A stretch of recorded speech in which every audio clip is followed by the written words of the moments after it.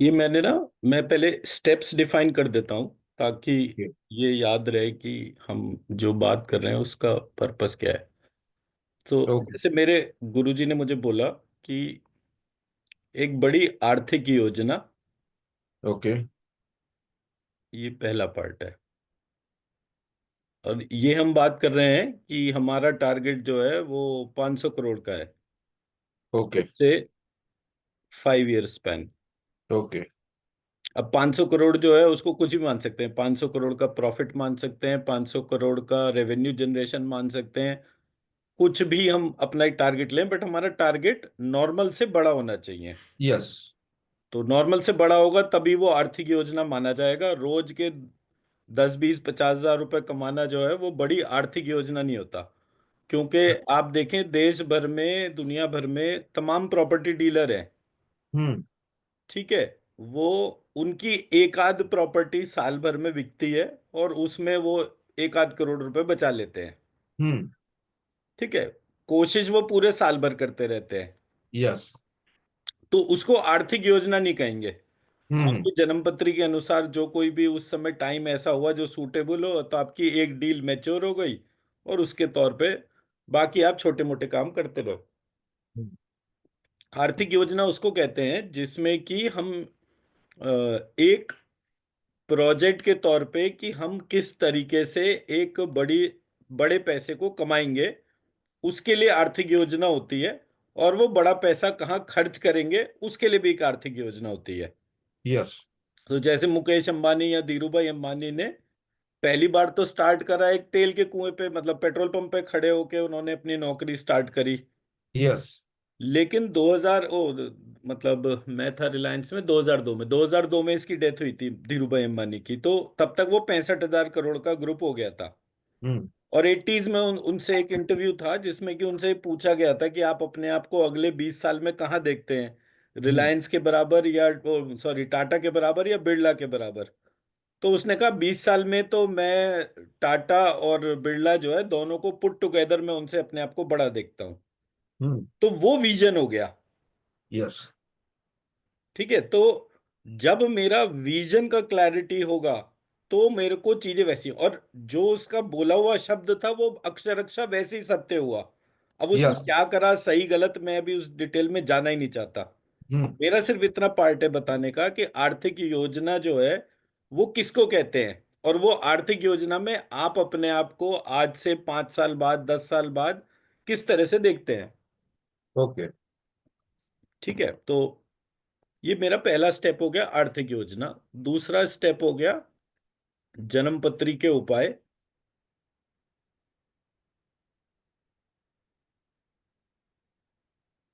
तीसरा स्टेप हो गया घर के वास्तु दोष। ओके। तो एक किताब आती है कर्म विपाक संहिता। कर्म विपात संहिता। ओके। मैं लिखता भी जा रहा हूँ और मैं ये वीडियो शेयर भी कर दूंगा आपको, ताकि कोई भी ठीक। पॉइंट ऑफ टाइम पर हम अपने मूल प्रोजेक्ट से भटके नहीं। यस। ठीक है। तो ये कर्म विपाक संहिता है। इसमें आप अपना जन्म पत्री का जो भी आपका नक्षत्र है, हम्म। उस नक्षत्र का जो चरण है, 4 चरण होते हैं एक नक्षत्र के, 27 नक्षत्र होते हैं हाँ, टोटल। पूर्व आषाढ़ का सेकंड नक्षत्र का चरण है ठीक है। मेरा। तो नक्षत्र और उसका चरण, उसके बेसिस पर उसमें एक चैप्टर होगा किताब के अंदर। ओके। उस चैप्टर में क्या क्या रेमेडीज लिखी हैं उन रेमेडीज को आप नोट कर लीजिए। ओके। वहां पे रेमेडीज 3 तरह से लिखी हुई हैं। एक आपको दान क्या करना है, एक आपको जो है पूजा क्या करनी है, और बाकी एक्शंस जो आपको उसमें, तो जैसे मेरे जन्मपत्री के हिसाब से उसमें लिखा हुआ था 1.25 लाख गायत्री जप। ओके। तो मुझे नहीं पता था, हमारे घर में एक वो था, क्या कहते हैं, भागवत सप्ताह था, तो उसमें ब्राह्मण ने जो है वो 1.25 लाख गायत्री जप करा। जैसे ही वो 1.25 लाख गायत्री जप हुआ एकदम से मुझे 5-7 लाख रुपए मिल गए, और उसके बाद फिर लगातार दसियों साल तक मिलते रहे। ओके। मेरी 2-3 लाख रुपए साल की सैलरी थी, और मैं 23-24 लाख रुपए साल की सैलरी तक पहुंच गया था। तो कर्म विपाक संहिता के जो उपाय हैं वो है, अब जहां उसमें दान लिखा हुआ है वहां पे स्वर्ण दान दे रखा है, भूमि दान दे रखा है।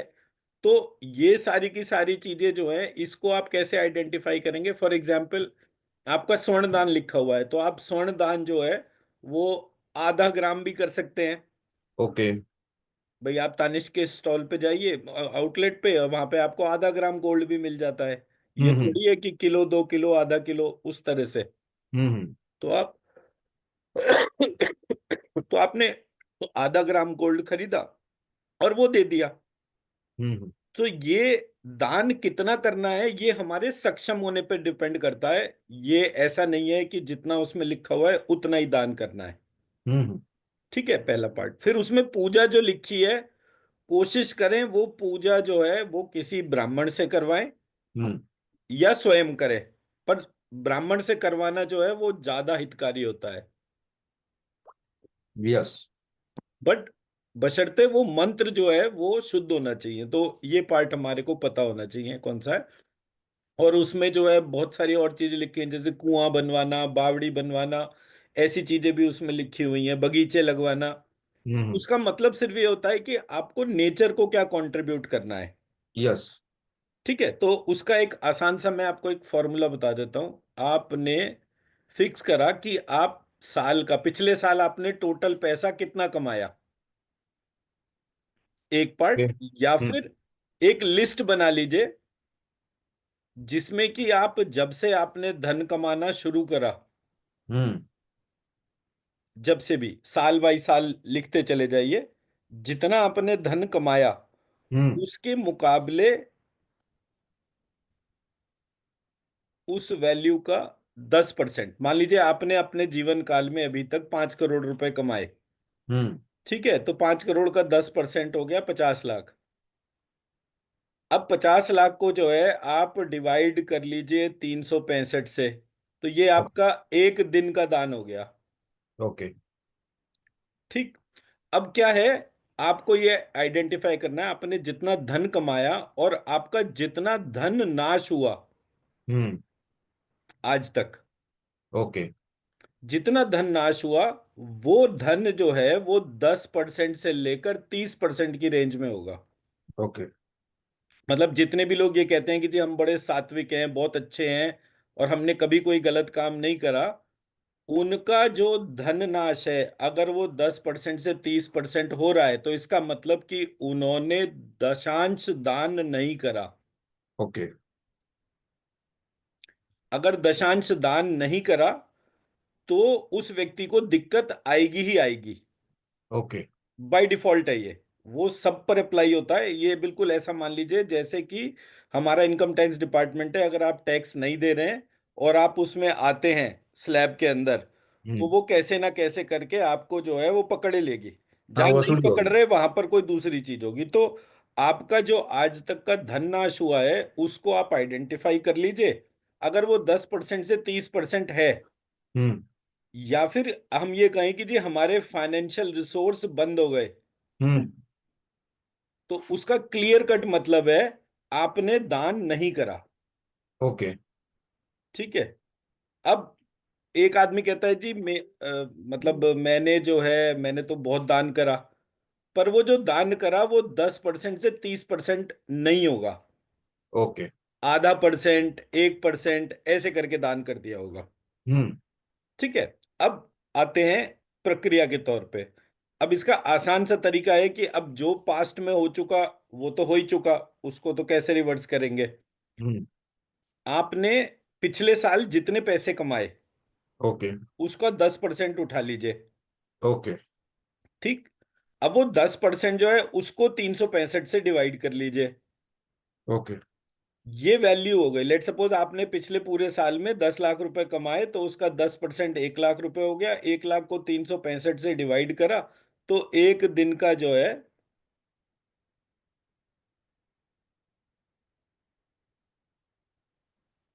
333 रुपये हो गया। हम्म। अब 333 रुपये जो है उसका आप नमकीन खरीद लीजिए, ओके। या बेसन के या आटे के लड्डू ले लीजिए, जो हल्दीराम वगैरह के जैसे ड्राई फ्रूट्स वाले लड्डू आते हैं। ओके। तो बेसन लड्डू या आटा लड्डू, ओके। और ये जो है, ये आप रोज बरगद या पीपल के पेड़ के नीचे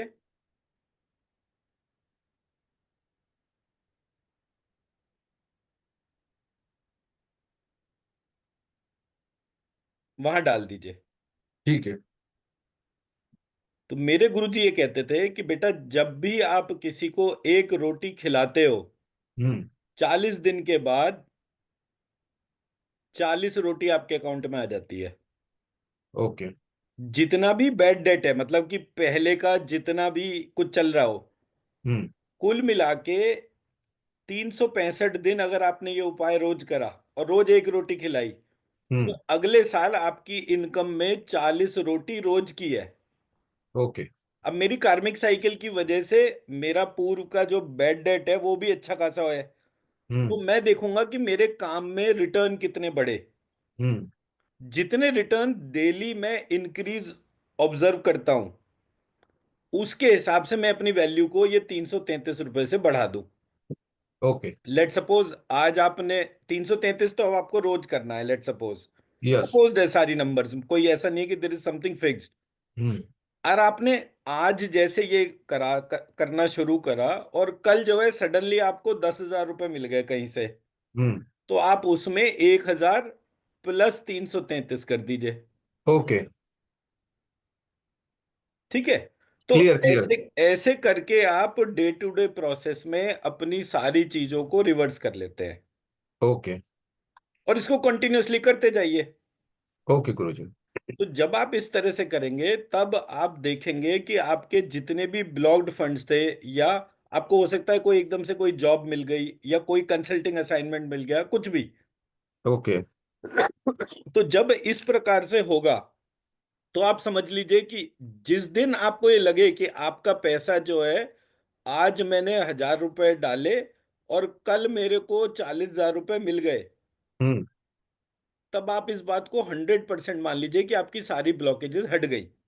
ओके। किसी भी व्यक्ति के जीवन काल में केवल 2.5 साल के योग ऐसा आता है जो उसको फिनोमिनली रिच बनाता है। ओके। उसके बाद तो सिर्फ मनी मैनेजमेंट का रोल होता है। ओके। मतलब फॉर एग्जाम्पल, ऐसा मानकर चलिए कि कल जो है आपको कोई आदमी 10-20 करोड़ रुपए दे दे, ओके। तो आपके जीवन भर की रोटी की समस्या तो खत्म हो गई ना, कि जी खाने के हम्म। बंदे। हम्म। वो वाला खत्म हो गया। अब तो सिर्फ आपको ये सोचना है कि उस पैसे का बेस्ट उपयोग कैसे हो। Putting, yes. जो भी हमने अपना ये तरीका बनाया एक रोटी खिलाने का, गरीब आदमी को खिलाएंगे या चिड़ियाओं को खिलाएंगे, चींटियों को खिलाएंगे, इसके हिसाब से। अब आते हैं, जैसे किसी व्यक्ति का शनि बहुत खराब चल रहा है, हम्म। तो वो कंस्ट्रक्शन साइट पे जो लेबर होती है, हम्म। वो कंस्ट्रक्शन साइट की लेबर को जो है वो भोजन कराना शुरू कर दे हर ओके। शनिवार। ओके। तो उसका शनि अगर डिस्टर्ब्ड होगा, तो वो रिजॉल्व हो जाएगा। ओके। ठीक है। अगर उसके मंगल की डिस्टरबेंस है,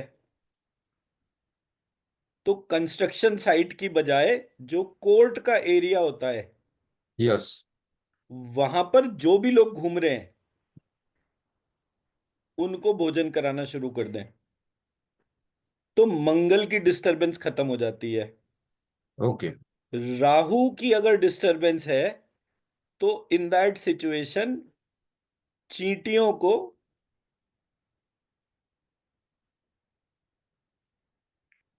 जो ये ड्राई फ्रूट्स वाले लड्डू जो होते हैं, हम्म। आटे के या बेसन के, ओके। वो खिलाना शुरू कर दें। तो अगर किसी पर्टिकुलर प्लैनेट की डिस्टरबेंस होगी, तो आमतौर पर डिस्टरबेंस यही वाली होती है। और ओके। मतलब राहु के लिए भी सैटरडे होता है, केतु के लिए कुत्तों को रोटी खिलाते हैं, मीठी रोटी। तो केतु के लिए ट्यूसडे होता है, राहु के लिए सैटरडे होता है। तो गुरुजी, अगर शनि, बुध और शुक्र खराब है तो क्या करना चाहिए? बुध के लिए चिड़ियाएं। ओके। मतलब वैसे भी बाय डिफॉल्ट अगर फाइनेंशियल क्राइसिस चल रहा है तो हाँ। चिड़ियाओं को नमकीन डालना चाहिए। वो थोड़ा ठीक है। मोटा सा सेव आता है बेसन का, ओके। तो वो वाला सेव जो है वो छत पे चिड़ियाओं के लिए डाल दें, ठीक है। तो एकदम से उसका फर्क पड़ता है। किसी की क्रोनिक परेशानी चल रही हो तो चिड़ियाओं में भी कौवे के लिए बादाम डालना शुरू कर दें। एक मुट्ठी बादाम लीजिए, 5-7 बादाम लीजिए, 9 बादाम लीजिए, जो चिड़ियाओं के लिए नमकीन डाला है उसके साथ बादाम भी डालना शुरू कर दीजिए। कौवा ओ, जो है वो शनि का वाहन होता है। यस। तो कौवा जब, अच्छा कौवा किसी के यहाँ खाता ही नहीं है पहली बात तो। बड़े भाग्यशाली लोग होते हैं वो जिनके यहाँ कौवा खाता है। But okay. जैसे ही कौवा खाता है आप समझ लो कि उस व्यक्ति की उल्टी गिनती शुरू हो गई। ओके। उसके जो बुरा वक्त है वो अच्छे वक्त में कन्वर्ट होना शुरू हो जाएगा।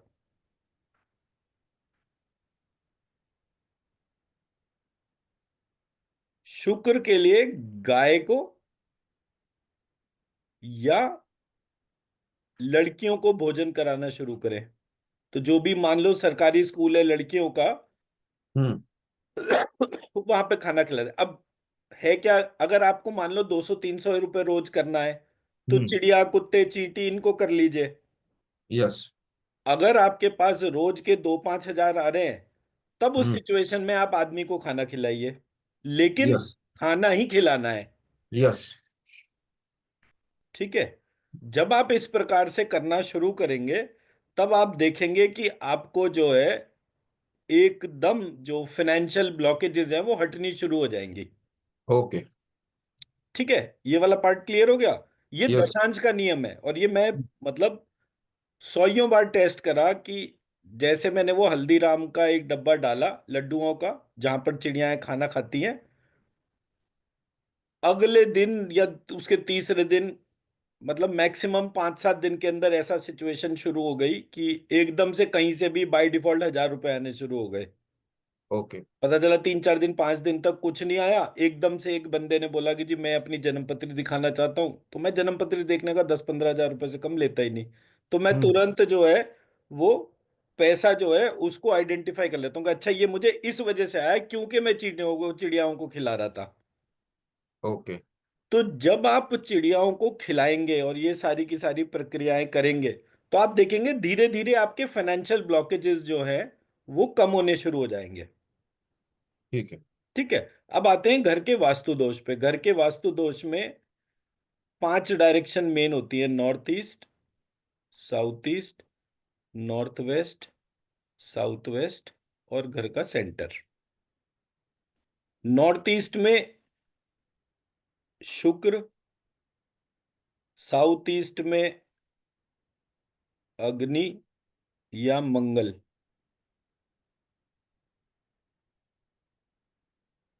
नॉर्थ वेस्ट में शनि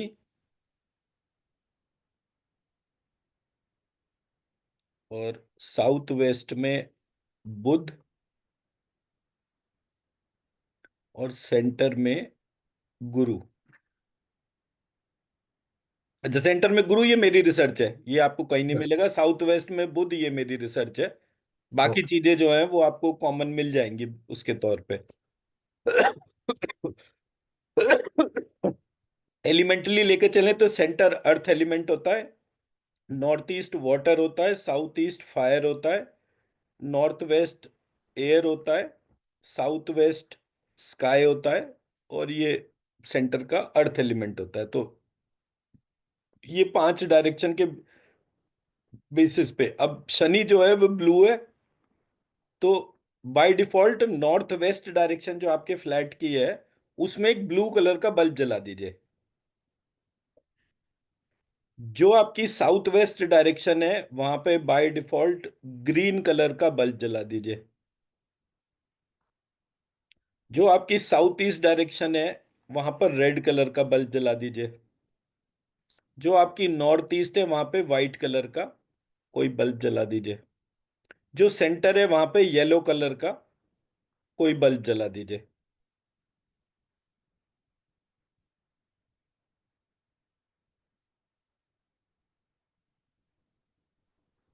क्लियर हो गया।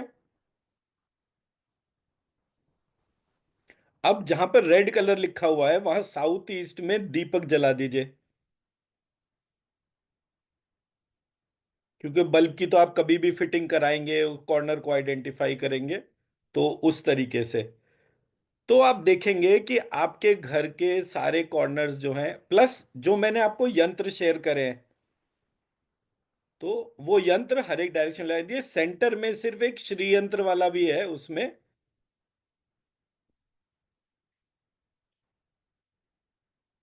तो वो एक सेंटर में वो एक जी श्री गुरु जी। यंत्र लगा दीजिए। अब जितने भी यंत्र लगाएं उसका साइज आपको डिफाइन करना है।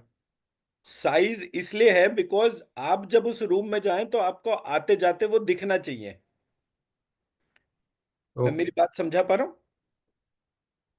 यस यस गुरु जी। ठीक है।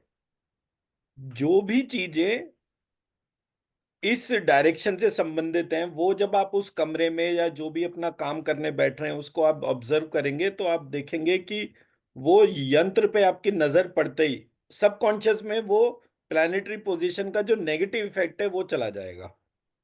Okay.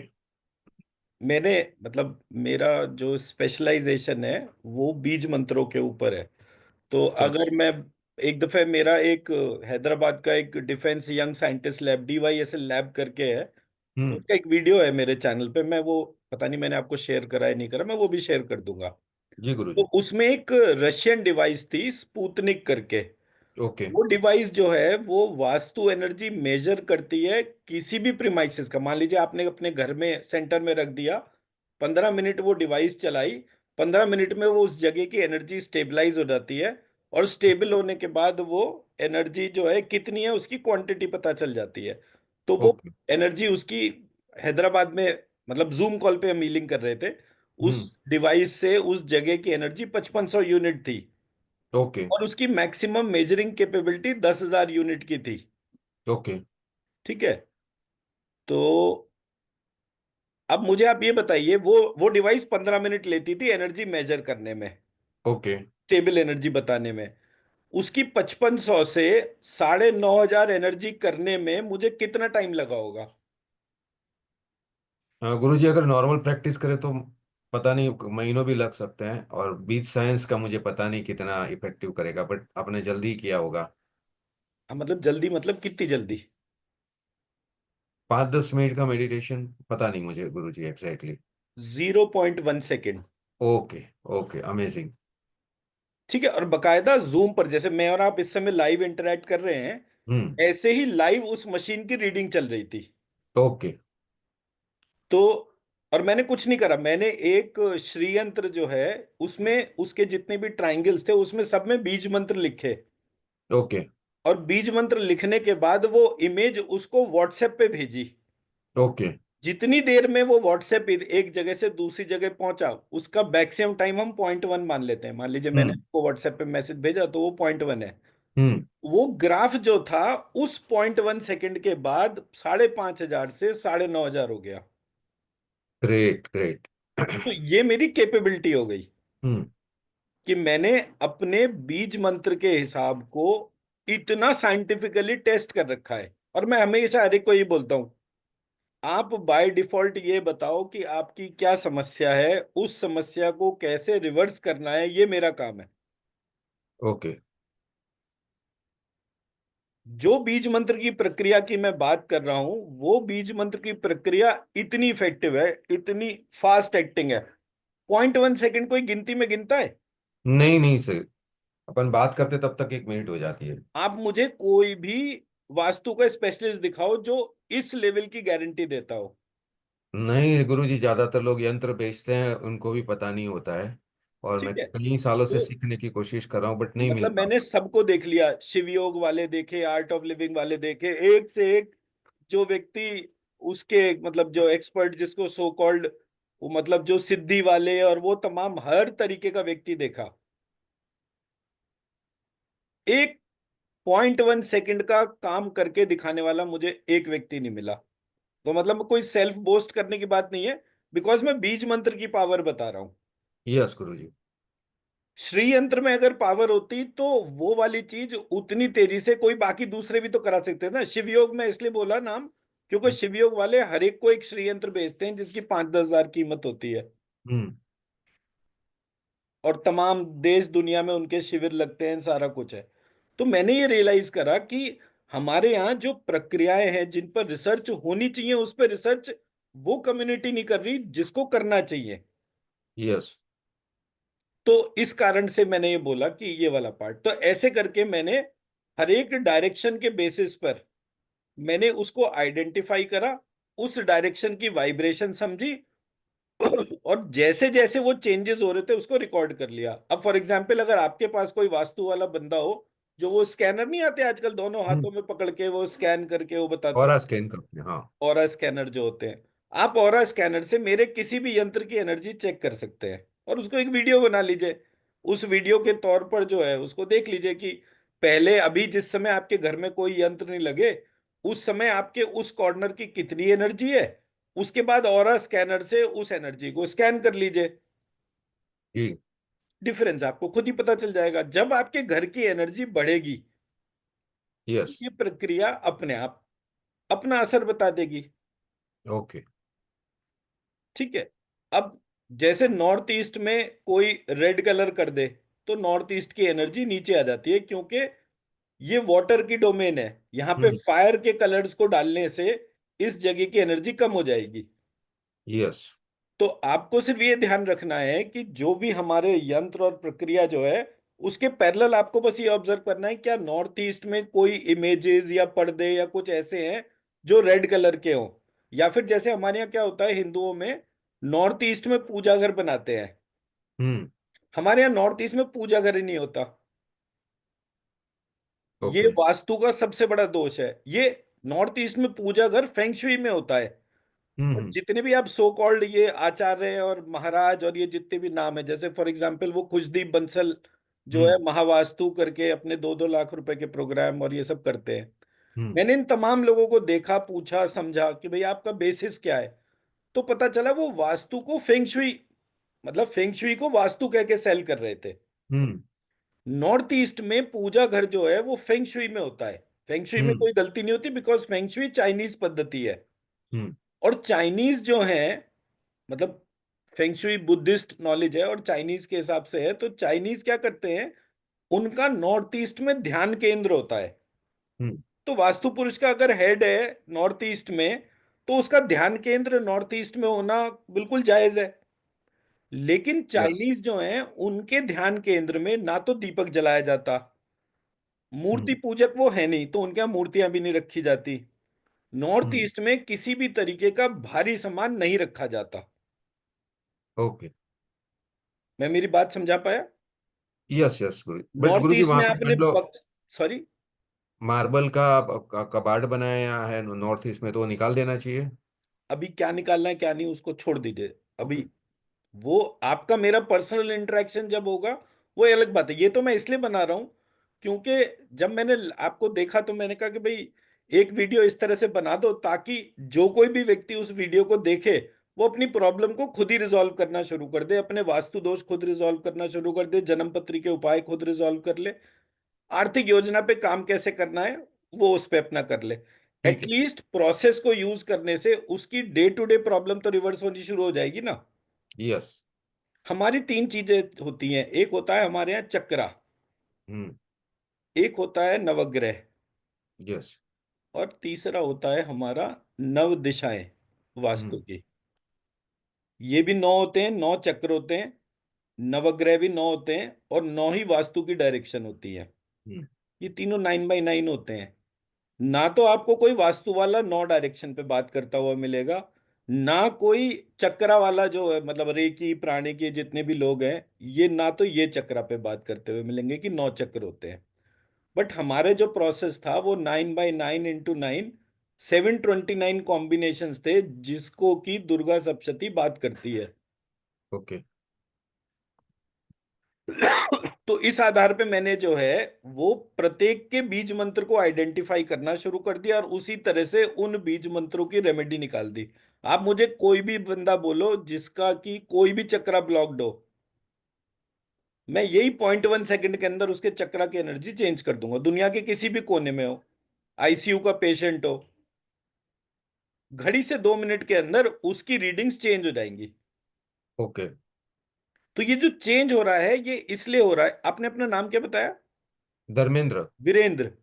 Dharmendra Dharmendra. Sarvendra?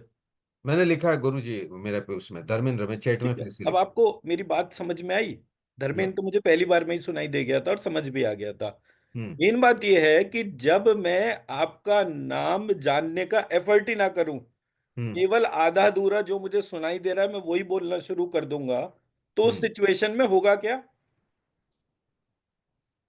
Miss communication. Miscommunication नहीं, थोड़ी देर में इरिटेशन हो जाएगी। अगर मैं 10 बार बोलूंगा अलग अलग नाम, उल जलूल नाम, तो आप हम्म। कहोगे अजीब बेवकूफ आदमी है, वैसे तो अपने आप को टीचर समझता है और एक नाम सुन के बोल नहीं सकता। यस। सेम वे जब हम पूजा करते हैं, भगवान का जो नाम होता है, जैसे फॉर एग्जाम्पल हमने शिव लिखा, हम्म। और वो शिव नहीं था, शिव था ऐसे। हम्म। ठीक है, तो इसका इम्पैक्ट क्या पड़ा? जब मुझे शहद वाले श और षटकोण के श का फर्क ही नहीं पता कि इन हम्म। दोनों में क्या फर्क होता है, हम्म। तो उसका प्रभाव मैं कैसे नापूंगा? यस, वाइब्रेशन ही चेंज हो जाएंगे पूरे। तो मैंने जब ये छोटे छोटे पॉइंट्स को देखना शुरू करा, तब मुझे ये प्रक्रियाएं पता चलनी शुरू हुई। ओके। तो जो मेरे वीडियोस हैं वो यही पॉइंट्स को एड्रेस कर रहे हैं, क्योंकि तंत्र, आज तंत्र में अल्फाबेट्स का यूसेज तो है और उससे वो यंत्र भी बना रहे हैं, बट हम्म। वो यंत्र इफेक्टिव इसलिए नहीं है क्योंकि किसी ने फंडामेंटल नॉमेनक्लेचर को देखा ही नहीं। यस, ये मिसिंग है सर। ये कहीं पे भी डिस्कस नहीं किया जाता है और कोई सिखाने वाला भी नहीं है आज की तारीख में। उसका रीजन सिर्फ ये है कि हमारे यहाँ इन्वेजन का पीरियड लंबा चौड़ा रहा और बहुत सारे लोग जो बुद्धिस्ट थे, हम्म। उन्होंने हमारे, बुद्धिस्ट जो है नास्तिक दर्शन है, हम्म। हमारी जितनी भी प्रक्रिया है वो आस्तिक दर्शन के हिसाब से है। यस।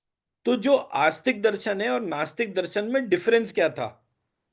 नास्तिक दर्शन वाले ने हमारे आस्तिक दर्शन वाले की किताबों को लिखा या उसकी टीका टिप्पणी करी। हम्म। फॉर एग्जाम्पल सुधाकर मालवीय एक ऑथर है जिसने ये तंत्राज तंत्र और तमाम किताबें जो हैं उसके ऊपर काम करा, वो बुद्धिस्ट था। हम्म। तो उसने एक जगह अपनी किताब, रुद्र यामल तंत्र था, उसके अंदर लिखा कि वशिष्ठ ऋषि जो है उनको तंत्र समझ में नहीं आया, तो उन्होंने बुद्ध से दीक्षा ली। वशिष्ठ ऋषि राम और सतयुग के ऋषि रहे, बुद्ध अभी हाँ। 2000 साल पहले पैदा हुआ। डिफॉर्मेशन किया बेसिकली। तो पूरे प्रोसेस में, मतलब आप इसको डिफेमेशन मानिए या ओरिजिनल सोर्स कोड से डेविएशन मान लीजिए, यस। मेरे को मेरा सोर्स कोड, मेरे अपने लोग जो भी वेश बना के बैठे थे, हम्म। वो सब के सब छल कर रहे थे। यस। जिस देश में, और मैं बड़ा सिंपल सी बात करता हूं, आपको परेशानी किस चीज की है? फिनेंशियल्स की। हम्म। फिनेंशियल्स की अधिष्ठात्री कौन है? राजराजेश्वरी लक्ष्मी। लक्ष्मी। हमारे देश के अंदर प्रत्येक शहर में शिव का मंदिर है, हनुमान का मंदिर है, राम का मंदिर है, शनि का मंदिर है, और तो और ये क्या नाम, जो नया बंदा, ये क्या नाम है इसका, साईं बाबा का भी मंदिर है। हम्म। लेकिन हमारे लक्ष्मी के टेम्पल कहाँ पर है? वेरी फ्यू सिटी में है ही नहीं, और है तो भी कोई विजिट नहीं कर रहा है। तो मुंबई के अंदर महालक्ष्मी टेम्पल है। यस। हैदराबाद में चार मीनार के चार पिलर्स में से एक पिलर जो है वो वैभव लक्ष्मी का मंदिर है। यस। साउथ में मेजॉरिटी लक्ष्मी जी के मंदिर है, यस। नॉर्थ में तो है नहीं। तो फाइनेंशियल प्रोस्पेरिटी किस किस शहर के अंदर है? मुंबई की फाइनेंशियल प्रोस्पेरिटी है, यस मुंबई की बिल्कुल है। प्रिंसिपल डाइटी, मुंबई की प्रिंसिपल डाइटी महालक्ष्मी है। यस। हम लक्ष्मी का तिरस्कार करके सबके पास जा रहे हैं। तो हम्म। वो कैसा हो गया कि मैं डिपार्टमेंट हेड को तो पूछ नहीं रहा, बाकी सारी दुनिया में घूम फिर रहा हूं। हम्म। तो एज अ रिजल्ट हमारे देश में फाइनेंशियल प्रॉस्पेरिटी नहीं है। यस। जिन जगहों पे फाइनेंशियल प्रॉस्पेरिटी है, वहां पर लक्ष्मी जी के मंदिर हैं, प्रकट या अप्रकट, वो उसका कोई बड़ा फर्क नहीं है। हम्म। आपको लगे कि, आप मन में संकल्प छोड़िए कि जी मेरे को 500 करोड़ छोड़ो, आप 1 करोड़ रुपए दोगे तो 10 लाख रुपए मैं आपका मंदिर बनवाने में लगाऊंगा। आप हम्म। देखोगे आपके फिनेंशियल्स अपने आप चेंज होना शुरू हो जाएंगे। ओके। इतना पावरफुल है ये।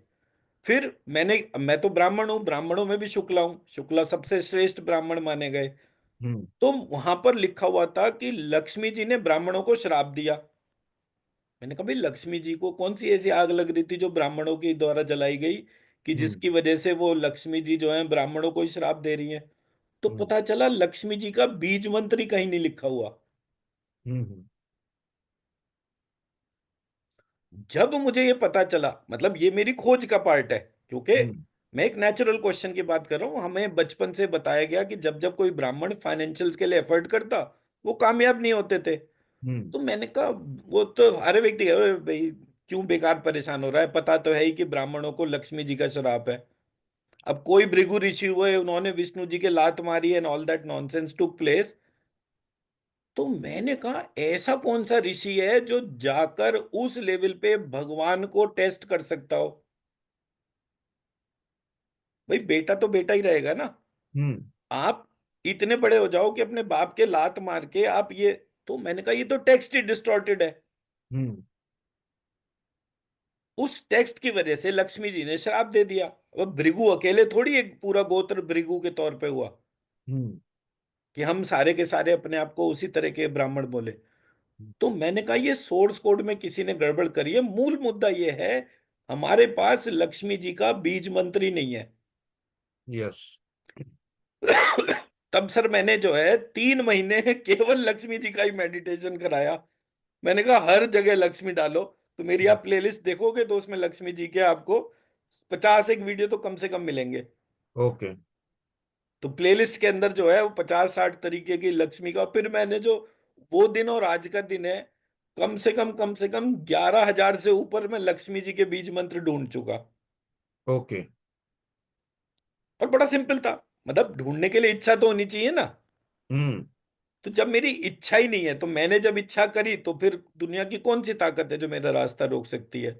तो मैं 115 करोड़ हिंदुओं की, ब्राह्मण छोड़ो, मतलब ब्राह्मण तो अपने लिए कुछ करता ही नहीं है, समाज के लिए करता है। पर इस समाज में जिस किसी को भी लक्ष्मी नहीं पता, वो मेरे हम्म। को मिले, मैं बताऊंगा कि लक्ष्मी क्या होती है। जी संस्कृत गुरुजी। में टर्म है लक्ष्यते इति लक्ष्मी।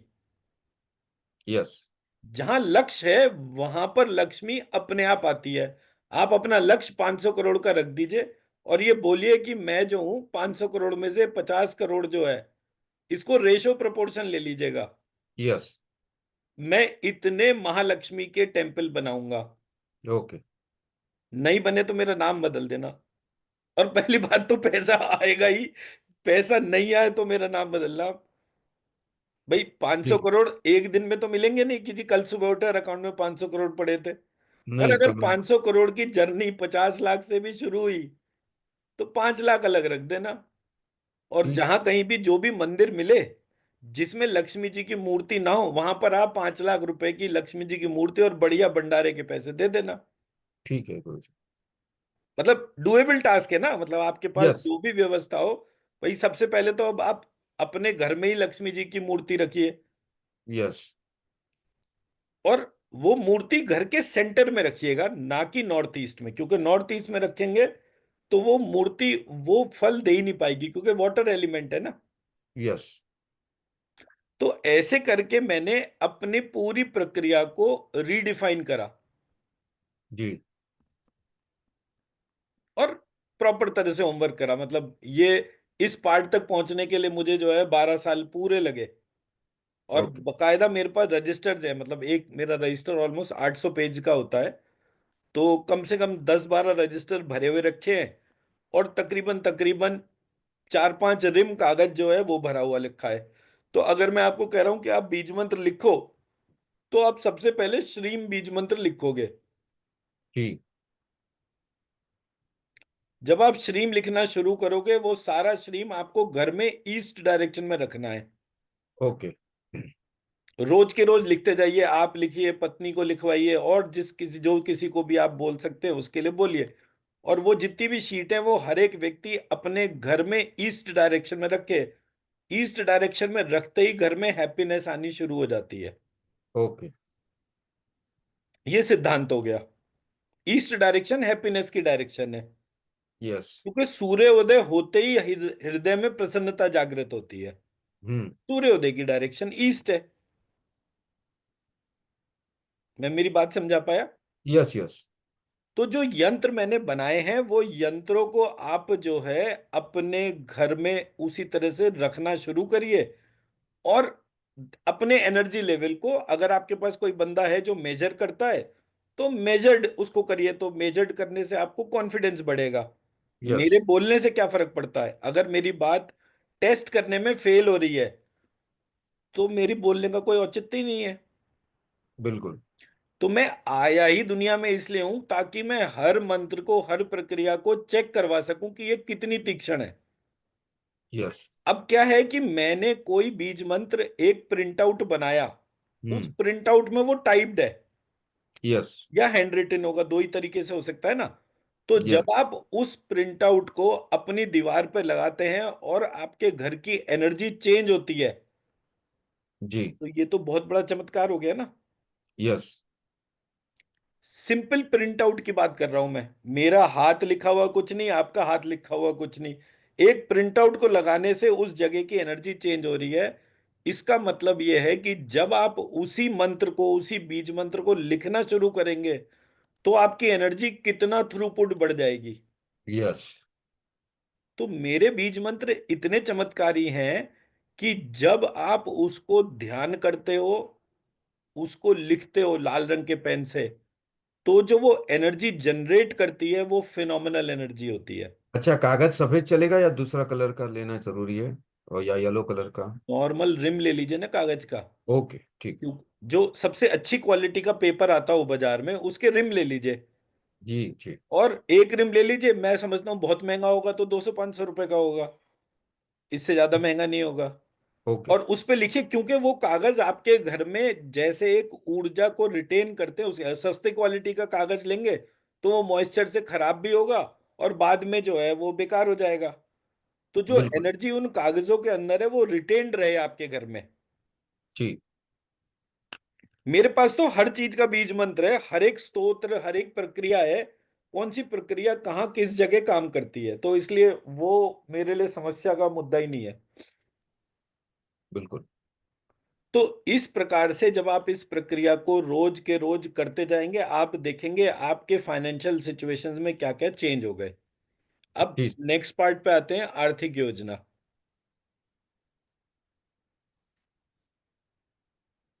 आपको ये आइडेंटिफाई करना है कि आपकी स्ट्रेंथ्स क्या क्या हैं। यस। उसकी लिस्ट बनाइए, उसके लिए इंट्रोस्पेक्शन करिए। हर एक व्यक्ति के अंदर 2 से 5 ही स्ट्रेंथ होती है, नॉट मोर देन 5। यस।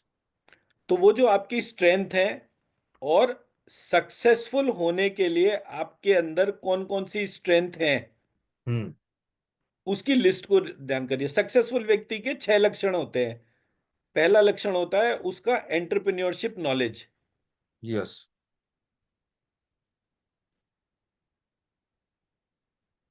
वो हर स्थिति में हर जगह बैठकर पैसे कमाना जो है उसको आता है।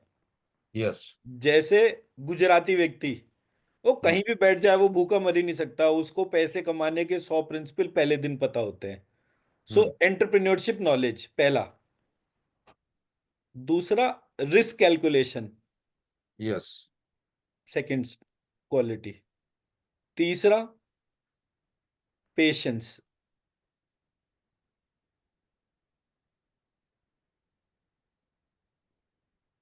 चौथा, डिस्टिंक्शन टू डिस्टिंग्विश, सही गलत, अच्छा बुरा, कैसा भी पार्ट जो है उसको डिस्टिंक्शन टू डिस्टिंग्विश करना, ये बुद्धि की एबिलिटी होती है। यस। ये बुद्धि की एबिलिटी होती है। पांचवा, क्रिएटिविटी एंड इनोवेशन, ये शक्ति कहते हैं इसको। बिल्कुल। और छठा, अंडरस्टैंडिंग ऑफ लाइफ साइकिल।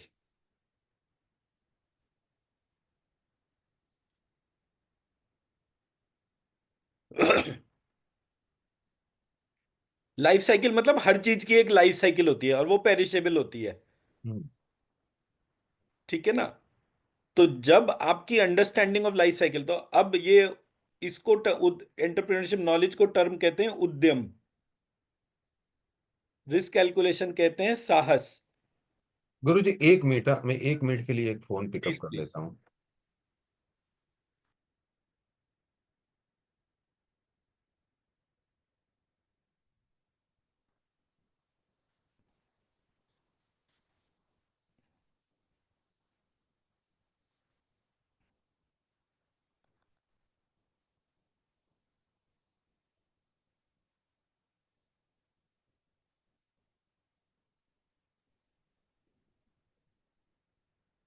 जी गुरु जी से चालू कर दीजिए। तो उद्यम सार पेशेंस कहते हैं धैर्य को। हम्म। डिस्टिंक्शन टू डिस्टिंग्विश बुद्धि, उद्यम साहस धैर्य बुद्धि, क्रिएटिविटी और इनोवेशन शक्ति, और अंडरस्टैंडिंग ऑफ लाइफ साइकिल पराक्रम। हम्म। ये 6 डिवाइन क्वालिटीज होती हैं। हम्म, इसमें से आपके अंदर कौन सी है, उसको आपने आइडेंटिफाई करना है। अगर ठीक। इस पार्ट में भी कोई दिक्कत है तो जन्म पत्री के हिसाब से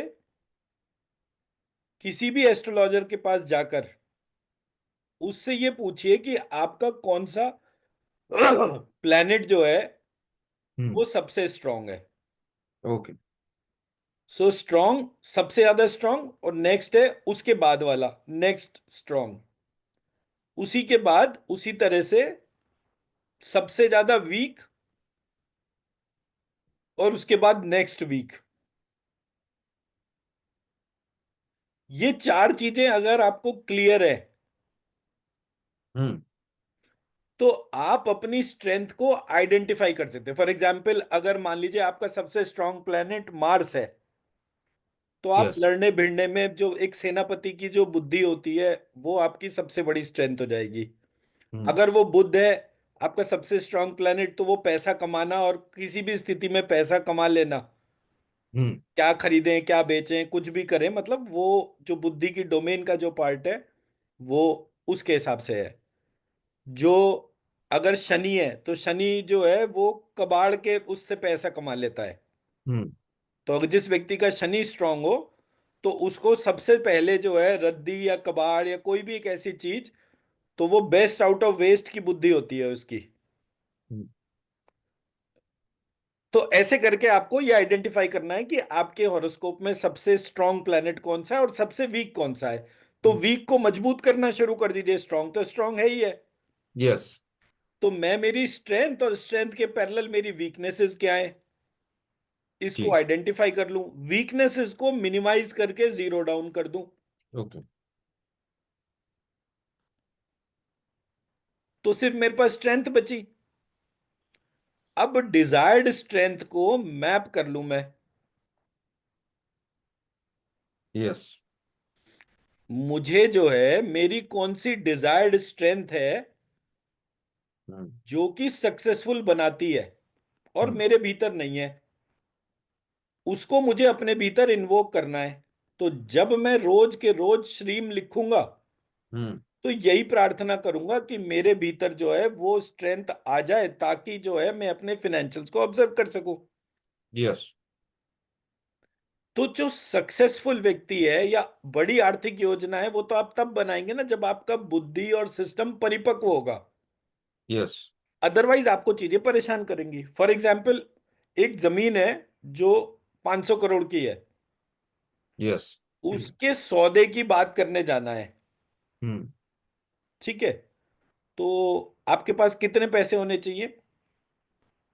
10-20% तो पहले ही मांगेगा आदमी। ठीक है, क्लियर है? यस। कोई डाउट? No no. मैंने आपको बोला कि 500 करोड़ की जमीन है, उसके सौदे की बात करने जाना है, सौदा करना नहीं है, ओके। सौदे की बात करने जाना है। अंडरस्टैंड। उसके लिए कितने पैसा होना चाहिए? उसके लिए हिम्मत होनी चाहिए बस, और माइंडसेट होना चाहिए। मैं मेरी बात समझा पाया आपको? यस। हम किसी भी जगह बात करने में पहले ही उसको प्रोक्योर करने की बात सोचते हैं। बात अंडरस्टूड। करने में क्या दिक्कत है? हम्म। आप आराम से बात करिए। जब आपने सामने वाले को टटोल लिया, बात कर ली, समझ लिया कि हाँ भाई इसके लिए तो पैसा चाहिए ही नहीं, हम्म। आराम से जाइए बात करिए, भाई कितने का सामान है आपका, कितने में लास्ट बेचेंगे, कितनी है, डिस्ट्रेस सेल है, क्या है। तो कल को आपको एक पार्ट तो क्लियर हुआ ना। बिल्कुल। तो जब आप अपने स्ट्रेंथ और वीकनेसेस को देखते हैं तो आपको थॉट प्रोसेस में वो चीज देखनी समझनी चाहिए, आपके अंदर क्या मिसिंग है, आपका फियर फैक्टर क्या है, आपकी वीकनेसेस क्या है। तो जब आपको आपकी स्ट्रेंथ समझ में आएगी, जामवंत जी ने हनुमान जी को उनकी स्ट्रेंथ बताई थी। यस। स्ट्रेंथ किसकी थी? हनुमान जी की। हम्म। बताई किसने? जामवंत जामुन। ने। तो इसका मतलब ये रीछ और भालू की कहानी नहीं है, क्योंकि रीछ हम्म। कैसे भालू को बोल सकता है। बट हम्म। हमारे यहाँ पूरी कहानी में उसको रीछ और भालू ही कह रखा है। हम्म। आपके पास भी 7 रामचरितमानस हैं। क्या हम्म। हनुमान जी बंदर थे? क्या जो ऋक्षराज जामवंत जो थे वो क्या वो थे, रीछ थे? नहीं, इस पूरा डिस्टोर्ट किया गया है। तो हमारे यहाँ डिस्टॉर्शन इस तरह से दे रखे हैं। और नेचुरल सी बात है, आप सोचो कि आपकी पत्नी को कोई उठाकर ले जाए, उस स्थिति में क्या आप बंदर भालुओं से मदद मांगोगे? इतना भी पागलपन थोड़ी होगा किसी के दिमाग में कि हम्म। हम एक तरफ जो है राम को सर्वशक्तिमान बोलें और दूसरी तरफ जो है उसको भगवान बनाएं, तीसरी तरफ उसको इतना बेवकूफ सोचें कि वो बंदर भालुओं से मदद मांग रहा है। इसका मतलब हमारे टेक्स्ट में डिस्टॉर्शन है। यस। और ये हमारे यहाँ सब जगह अप्लाइड होता है। फॉर एग्जाम्पल गणेश जी, हम्म। शिव जी और पार्वती जी के बीच का मैटर है। शिव जी सर्वशक्तिमान है। ऐसी कौन सी आग लग रही थी उनको कि उन्होंने जो है हाथी का ही सर इंसान के ऊपर लगाया, हम्म। और कोई व्यक्ति इस बात का प्रतिकार भी नहीं करता। हम्म। सब यही कहते हैं कि गणेश जी के ऊपर हाथी का मस्तक है। हाथी का मस्तक कैसे हो सकता है? इसका मतलब किसी ने गणेश जी को डिस्टॉर्ट करा। हम्म। पर हम सोचते नहीं। वाराही यस। देवी है, उनका सुअर की शक्ल बना रखी है। जो सर्वशक्तिमान, सबसे बड़ी शक्तियां सिद्धियां जो हैं, उनके सुअर कुत्ते बिल्ली वाली चेहरे होंगे? हो ही नहीं सकते। हम्म। काली निर्वस्त्र है, भाई क्यों निर्वस्त्र है? मैं मेरी मदर को निर्वस्त्र इमेजिन भी कैसे कर सकता हूं? यस। तो किसी ने मेरे सिस्टम को डिस्टॉर्ट कर दिया, इतना डिस्टॉर्ट कर दिया कि मैं उसकी कोर ब्यूटी को समझ ही नहीं पा रहा। यस। ये मेरी ग्राउंड रियलिटी की प्रॉब्लम्स है। हम्म। तो जब आप ईश्वर के प्रति संवेदनशील होंगे, बिल्कुल। और साउथ में एक गणेश जी का ऐसा मंदिर है जहां पर कि उनका ह्यूमन फेस है, हम्म। एक ही टेम्पल है। यस। तो इसका मतलब हमारे प्रोसेस में सीरियस डिस्टॉर्शन है। हम बात तो कर रहे हैं अपने धर्म ग्रंथों की, बट हम उसको उतनी ड्यू रिस्पेक्ट ही नहीं दे रहे। तुलसीदास ने रामचरितमानस लिखी, अकबर के काल में लिखी। अकबर उस समय धर्म परिवर्तन करा रहा था। अकबर का जो सलाहकार था वो टोडरमल था।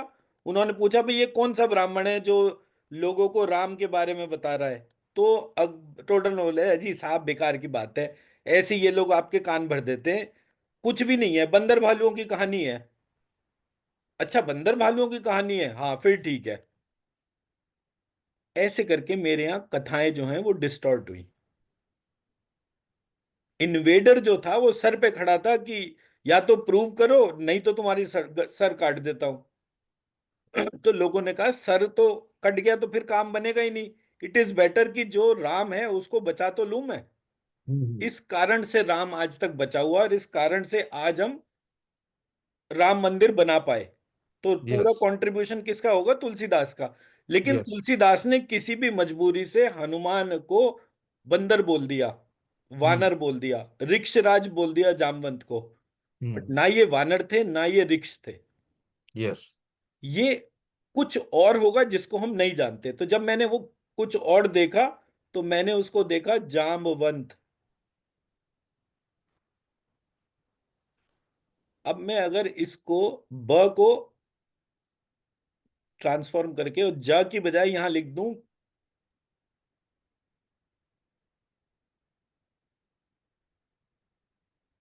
तो ज्ञानवंत, मेरे यहाँ वाह। प्रक्रिया बनती है ज्ञान। हम्म। एक ऐसी कम्युनिटी थी जो समाज को समाज की स्ट्रेंथ बताती थी। यस। मैं आज धर्मेंद्र जी को उनकी स्ट्रेंथ बता रहा हूं। तो मैं उस समय की जामवंत कम्युनिटी, अब जामवंत कम्युनिटी का मतलब क्या था? राजाओं का समाज था। हम्म। राजाओं के लिए उपयोगी वीर तलाश करने होते थे। हम्म। वीर को खुद नहीं पता कि वो वीर है, हम्म। उसके लक्षणों से वो पता चलता था कि वो वीर है। जो वीर है उसको उसकी वीरता का सोर्स कोड बताना, हम्म। वो जामवंत कम्युनिटी थी। और उस यस। जामवंत कम्युनिटी के अंदर जो है उसके एक राजा थे जिनको ऋक्ष राज कहते थे। ऐसे करके मेरे जामवंत थे। ओके।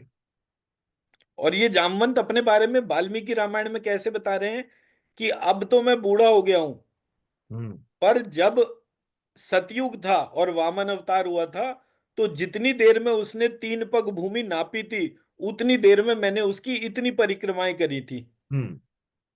तो वामन अवतार की परिक्रमा करने का मतलब क्या? कि साक्षात विष्णु को नापने की क्षमता अपनी बुद्धि से उस ऋक्षराज जामवंत में थी। ये मेरे देश का इतिहास था। और जितने भी लोग हैं, जो मैं बात अभी बोली है, ऐसा हम्म। एक भी व्यक्ति नहीं बोलता। नहीं सर, पूरा डिस्टोर्टेड है। मुझे भी यही अब मतलब थोड़ा ये लगा था कि ओरिजिनल सोर्स कहाँ है, इंफॉर्मेशन कहाँ पे है। और यही ढूंढने की कोशिश में मैं लगा रहा हूँ। तो मैंने वो पूरा का पूरा पार्ट तो जो डिस्टॉर्शन का था वो तो आइडेंटिफाई कर लिया, और उसको इस वजह से मुझे संस्कृत पढ़नी पड़ी। क्योंकि बिना संस्कृत को जाने जो है, देखो ना, मैंने कितना सिंपल सा आपके सामने एग्जाम्पल रखा। किताब में ज लिखा है या ज्ञ लिखा है, कितना फर्क है? बगला मुखी, बगला, वल्गा मुक्षी। बगला और वल्गा में क्या फर्क है? ब एक तो। को व कर दिया। हम्म। अब किसी बंगाली को बोलेंगे तो वो उसका वो वल्गा को बगला ही बोलेगा। हम्म। भाषा के उच्चारण का फर्क था। यस। मैं एक दफे किसी आरएसएस वालों के साथ बैठा हुआ था, तो वो बोले अच्छा मंत्रों पे काम करते हैं, हम भी जानते हैं बहुत मंत्र होते हैं। मेरी ईगो हर्ट हो गई। मैंने कहा अच्छा मैं बताता हूँ क्या तुम जानते हो क्या नहीं जानते। चलो, अब बताओ क्या जानते हो। बोले जी ऐसे ऐसे मंत्र होते हैं, उनके चैंटिंग से उसके घर्षण से ये सब कुछ होता है। मैंने कहा चलो मैं मंत्र नहीं बोलता, और बिना मंत्र के उच्चारण करे आप बोलो कौन सी रीडिंग है आपकी, वो चेंज कर देता हूं। तो मैं क्या जानता हूं? तो मंत्र की प्रक्रियाओं में इतने सारे भेद थे। हमारे को उच्चारण उच्चारण बोला गया। तो मैंने कहा सर देखो बड़ा सिंपल सा पार्ट है। अब आप, ये तो हो गया कि टेक्निकल नॉलेज के तौर पे वो तो मैं समझता हूं आपको नहीं होगी, लेकिन आप मुझे एक छोटी सी सिचुएशन बताओ। एक बंगाली ले लेते हैं, एक हरियाणा का जाट ले लेते हैं, एक पंजाबी ले लेते हैं, और एक साउथ का तमिल ब्राह्मण ले लेते हैं। ये ऐसे करके 4-5 ब्राह्मणों को इकट्ठा कर लेते हैं। हम्म। क्या वो पांचों के पांचों सही और शुद्ध उच्चारण कर सकते हैं, या एक ही उच्चारण कर सकते हैं? All 5 all together? No sir, सबका प्रोनाउंसिएशन टोटली डिफरेंट होगा। तो हम ऐसे मुद्दे की बात ही क्यों कर रहे हैं जो देश को बांटता हो? देश को एक बनाने के लिए उस विचार को क्यों नहीं ध्यान करते जो उन सब के अंदर कॉमन होगा? यस। तो हमारे यहाँ डिस्टॉर्शन ऐसी चीजों के ऊपर करे गए, समाज को इस तरह से बांटा गया ताकि हम आपस में एक होने के पार्ट को ही भूल जाए। बिल्कुल। ये हमारी प्रॉब्लम्स थी। यस। और इस पे कोई भी काम नहीं कर रहा। कोई काम नहीं कर रहा मतलब कोई भी काम नहीं कर रहा। आरएसएस के ही बंदों को मैंने बोला कि भाई आप भाषा के ऊपर लेकर ही क्यों बैठे हो? तो तब मैंने जो है, क्योंकि मैं टेक्नोलॉजी का भी बंदा हूं, तो मैं हर चीज के हिसाब से, अब मैंने कहा मैं संस्कृत से जितनी भी हमारे देश की लोकल भाषाएं हैं उन सबको हम्म। कन्वर्ट कर देता हूं। हम्म। उसका अल्फाबेटिकल सिस्टम स्वर और व्यंजन के आधार पर ही है। चाहे वो गुजराती हो, बंगाली हो, हिंदी हो, मराठी हो। फर्क क्या है? आपने अपने अल्फाबेट सिस्टम को जो कि संस्कृत के अंदर था उसको ऑब्जर्व नहीं करा, और उसके स्ट्रक्चर्स को नहीं देखा। तो मुझे हम्म। एक संस्कृत का कीबोर्ड बनाना है, मैं दुनिया की सारी भाषाएं उसी पे डाल दूंगा। हम्म। क्योंकि प्रत्येक भाषा का उद्गम संस्कृत से हुआ है। यस, बिल्कुल सही। तो मैंने टेक्नोलॉजी फ्रेमवर्क तैयार कर लिया, बट मैं सब लोगों को उस पे डालने के लिए पहले अपनी रिसर्च कंप्लीट कर रहा हूं। ओके। इसलिए मैंने बहुत ज्यादा अपनी वीडियोस के तौर पे वो नहीं करा था, बट अब मोरलेस मेरा काम तैयार हो गया, तो अब बस मैं फंडिंग और उस सब के ऊपर काम कर रहा हूं, तो मेरा पार्ट पूरा हो जाता है। जी गुरु जी। तो मैंने जो प्रक्रिया 3 स्टेप में आपके साथ शेयर करी, आप उसके ऊपर काम करिए और फिर आप बताइएगा कि कितने दिन के अंदर आपके फाइनेंशियल ब्लॉकेजेस दूर होने शुरू हो गए। जी गुरु जी। हर बार, हर दिन रोज सुबह उठ के लक्ष्मी जी का ध्यान करना है और ये बोलना है कि माँ आप जितने भी पैसे दोगे उसका दशांश से मैं आपके मंदिर बनवाऊंगा। बिल्कुल गुरु जी। आप मुझे 1 करोड़ दोगी या 1,000 करोड़ दोगी, सब आपके ऊपर है। और बिल्कुल। आप बोलोगी तो उसको मैं 10% की बजाय 30% भी कर दूंगा, बट मुझे क्लियरली बताइए मुझे क्या करना है। ओके। जब आप इस प्रकार से लक्ष्मी जी का चिंतन प्रत्येक दिन करते जाएंगे तो अपने आप ही चीजें हो जाएंगे, बाकी आपको बीज मंत्र लिखना है। जी गुरु जी। मैं मेरी बात समझा पाया ना? बिल्कुल बिल्कुल, बहुत ही क्लियर हुआ। कई सालों के रिसर्च के मतलब ढूंढने के बाद कोई गुरु जो परफेक्टली मुझे ये बात बता पा रहा है, जो मेरे दिल के और गले के अंदर उतर रही है। नहीं नहीं, बिल्कुल निश्चिंत रहिए, वो कोई दिक्कत नहीं है। मैं आया ही इस देश के अंदर कम से कम 5 लाख करोड़पति तैयार करने हूँ। अब मोदी जी ने बोला ही है कि हाँ भाई, इतने ट्रिलियन डॉलर की इकोनॉमी होनी चाहिए, तो अकेले वो मुकेश अंबानी या अडानी के तौर पे क्यों हो, 5 लाख करोड़पति नए तैयार हो ना। जी तो जब बिल्कुल। आप करोड़पति बन जाएं तो आप बाकी लोगों को मदद करिएगा इसी तरह से करोड़पति बनाने में, सर क्योंकि मेरे वही अकेले शायद करने से क्या होगा। यही उद्देश्य था, इसीलिए मैं और आप दोनों मिले हैं। वो तो बिना कारण से तो कोई मिलता ही नहीं है किसी को भी, वो तो लक्ष्मी जी की कृपा है। जी। ठीक है जी, तो ये वाली वीडियो जो है मैंने आप ही के लिए तैयार करी, क्योंकि अगर आप सोशल मीडिया पे कोई चीज जो है पहुंचाना चाहते हैं तो इससे अच्छा मैसेज कोई भी नहीं होगा। तो नहीं, ये इसलिए बहुत ही मैंने इसको काम। पूरी तरह से कंप्लीट करा इस वीडियो को।